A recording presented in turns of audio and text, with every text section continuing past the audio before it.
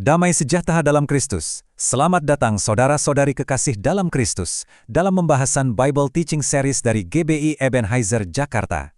Hari ini, kita akan mengupas tuntas satu pertanyaan yang sangat mendasar yang mungkin pernah ada di benak kita. Mengapa Alkitab yang kita pegang sekarang ini isinya tepat 66 kitab? Yuk kita temukan jawabannya bersama-sama. Nah, saudara-saudari, pernah nggak sih kepikiran atau mungkin ditanya sama teman, kok Alkitab kamu cuma 66 kitab? Yang lain kan ada yang lebih banyak. Terus, siapa sih yang mutusin isinya harus segitu? Ini pertanyaan yang bagus dan sangat penting. Dan jawabannya akan sangat menguatkan iman kita. Mari kita selami lebih dalam. Oke, ini dia peta perjalanan kita untuk hari ini. Kita akan mulai dari fondasinya, yaitu apa sih yang dimaksud dengan kanon. Lalu, kita akan lihat buktinya kenapa ada 66 kitab. Kita juga akan membahas soal kitab apokrifa dan meluruskan peran konsili gereja. Dan yang terpenting, kita akan lihat kenapa semua ini relevan untuk keyakinan kita hari ini. Yuk, kita mulai dari yang paling dasar dulu. Karena sebelum kita bisa jawab mengapa, kita harus paham dulu apa yang kita bicarakan. Inilah yang disebut dengan kanon. Jadi istilah kanon ini asalnya dari bahasa Yunani kanon, yang artinya itu kayak penggaris, standar, atau patokan. Nah, dalam konteks Alkitab, kanon itu adalah daftar kitab-kitab yang sudah diakui oleh umat Tuhan di sepanjang sejarah, sebagai firman yang diilhamkan langsung oleh Allah. Jadi, ini bukan sekedar kumpulan tulisan biasa, tapi ini adalah standar kebenaran ilahi untuk kita. Oke, setelah kita paham apa itu kanon, sekarang kita masuk ke pertanyaan utamanya. Kenapa kok tepat 66 kitab? Mari kita periksa buktinya, baik untuk perjanjian lama maupun perjanjian baru. Angka 66 ini bukan angka yang muncul tiba-tiba atau angka sembarangan ya. Angka ini adalah hasil dari sebuah proses pengakuan oleh umat Tuhan selama berabad-abad, yang terdiri dari 39 kitab di perjanjian lama dan 27 kitab di perjanjian baru. Dan fondasinya, wah itu kokoh sekali. Coba kita perhatikan betapa luar biasanya konsistensi ini. Untuk 39 kitab perjanjian lama, ini bukan hal baru. Bangsa Yahudi, bahkan jauh sebelum Tuhan Yesus lahir, sudah mengakui kitab-kitab ini sebagai kitab suci mereka.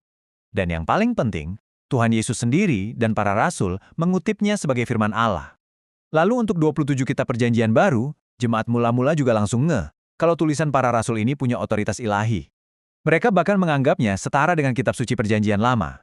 Ini kesaksian yang sangat-sangat kuat. Tapi, mungkin ada yang bertanya, loh, bukannya ada Alkitab lain yang kitabnya lebih banyak? Ya, betul. Ada yang namanya kitab apokrifa atau Deuterokanonika. Nah, mengapa kitab-kitab ini tidak termasuk dalam kanon 66 kitab kita?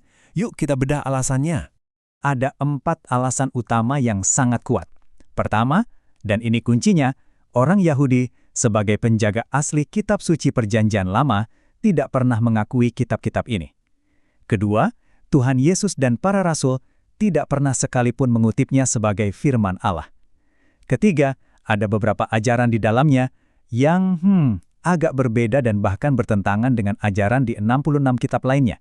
Dan terakhir, kitab-kitab ini baru disahkan secara resmi oleh Gereja Katolik belakangan sekali di tahun 1546. Jaraknya lebih dari 1500 tahun. Contohnya apa sih? Nih, salah satunya di kitab 2 Makabe. Di sana ada ajaran tentang mendoakan orang yang sudah mati supaya dosa-dosa mereka bisa diampuni. Nah, ajaran semacam ini kan tidak akan pernah kita temukan di dalam 66 kitab lainnya. Dan ini bertentangan dengan ajaran inti keselamatan yang hanya melalui iman kepada Kristus. Ini salah satu contoh saja mengapa kitab-kitab itu dianggap tidak konsisten secara teologis. Sekarang, ayo kita luruskan satu kesalahpahaman yang paling besar dan paling sering beredar. Ada anggapan kalau Alkitab kita itu adalah hasil rapat para uskup zaman dulu. Apa benar begitu peran gereja? Jawabannya mungkin akan mengejutkan saudara atau saudari. Jadi, pertanyaannya sangat jelas. Apakah daftar 66 kitab di Alkitab kita ini benar-benar ditentukan oleh sebuah konsili atau pertemuan besar para pemimpin gereja? Jawabannya tegas, tidak, sama sekali bukan. Poin ini penting sekali untuk kita pahami. Konsili gereja itu tidak duduk bersama, lalu melakukan voting, oke, kitab ini masuk, kitab itu keluar. Bukan seperti itu peran mereka. Peran mereka adalah untuk mengakui. Jadi tugas mereka itu hanyalah memberikan stempel pengakuan resmi terhadap kitab-kitab yang memang sudah sejak lama, bahkan ratusan tahun sebelumnya, sudah diterima dan digunakan oleh jemaat Tuhan di seluruh dunia sebagai firman Allah. Mereka hanya mengenali dan meneguhkan apa yang Roh Kudus sudah nyatakan kepada gereja. Biar lebih gampang, kita pakai analogi ya. Coba pikirkan KTP kita. Apakah KTP yang membuat kita jadi warga negara Indonesia? Tentu tidak kan?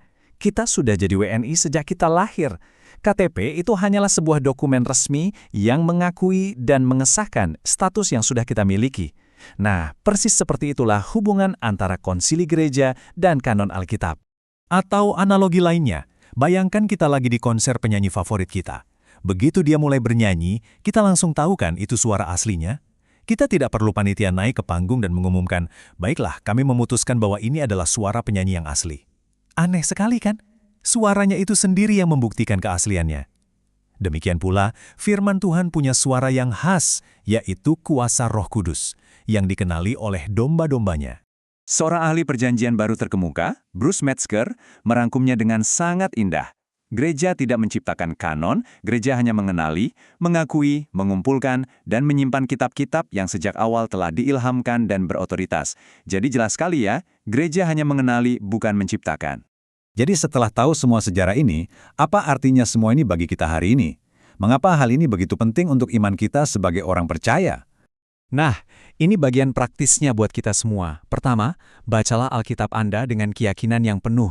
Percayalah bahwa yang Anda pegang adalah firman Allah yang murni dan lengkap. Kedua, jangan bimbang. Kalau ada yang mempertanyakan Alkitab Anda tahu bahwa fondasinya sangat kokoh. Dan ketiga, mari kita semakin menghargai Alkitab kita. Mari kita syukuri bagaimana Tuhan dengan caranya yang ajaib telah menjaga firman-Nya sampai ke tangan kita hari ini. Sebagai penutup, saya ingin mengajak kita semua untuk merenung. Setelah kita melihat bagaimana Allah secara luar biasa menjaga firman-Nya selama ribuan tahun, pertanyaannya untuk kita secara pribadi adalah, bagaimana Anda akan lebih menghargai Alkitab Anda di minggu ini? Apakah dengan membacanya lebih tekun, mempelajarinya lebih dalam, atau membagikannya dengan lebih berani? Apapun itu, mari kita lakukan dengan sebuah keyakinan yang baru. Tuhan Yesus memberkati.